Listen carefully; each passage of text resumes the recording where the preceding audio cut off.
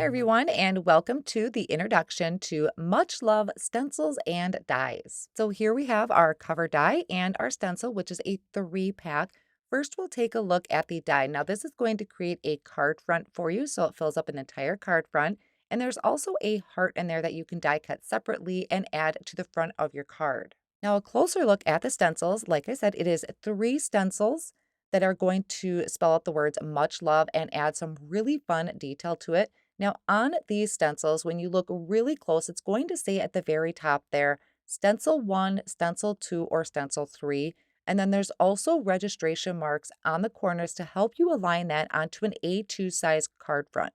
So that first layer was the open letters of the word much love. The second stencil is going to add a shadow around all of those letters. And then this third stencil is going to add details to the inside of those letters. Now, before I jump into showing you how that stencil works, I'm going to show you some examples. This first one is a shaker card that I made using that panel die. So it cut out the word much love from white cardstock, and I attached it to an ink blended background using a variety of Concord and Ninth inks, and then adding foam tape and some sequins to create the shaker. And this is my stenciled panel. So you can see I have these warm colors on here and then embellished it with a couple hearts from one of the other die sets in the Concord and Ninth May collection. Now I can walk you through how these stencils work, and they are super easy to line up. So I have a piece of white cardstock that's cut to 4¼ by 5½, and I just added a little bit of repositionable tape and attached that to my work surface. Then I'm taking some masking tape and just holding that stencil in place.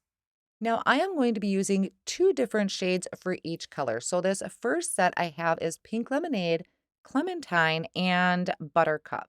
But you could get away with just using one set of inks. I am a full set syndrome person, so I have all of the ink colors, and I love using as many as I can when available.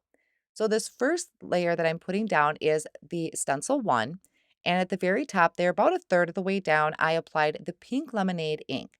Now, whenever you do your ink blending, you want to make sure you're going in both directions to catch all the area of the stencil and that little lip sometimes that the stencils create.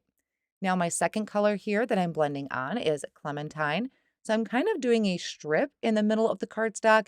And then after I do that, I'm going to blend up into that Pink Lemonade. Now, as I mentioned, you could get away with just using one color for each of the layers. It just really depends on how heavy-handed you are.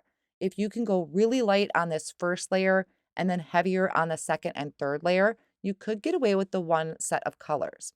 Now, the last color there that I applied was Buttercup.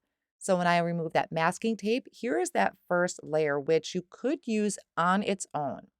Now I'm going to be putting down the second layer of the stencil.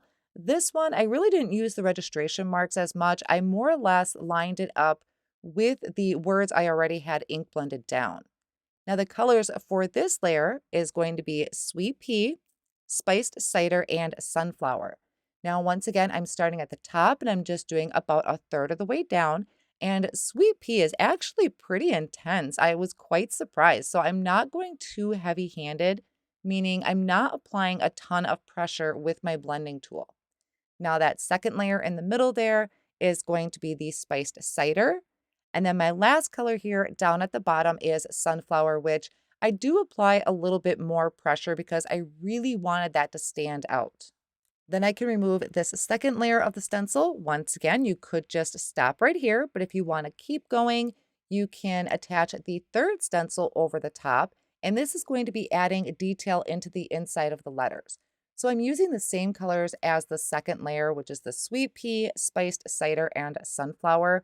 And one thing I wanted to mention is I think that shadow layer, Stencil 2, I think would look really great if you did this like on craft cardstock and did a white outline. I think would be really fun. So after I removed that third stencil, I can just twist and turn to pick that up from my work surface.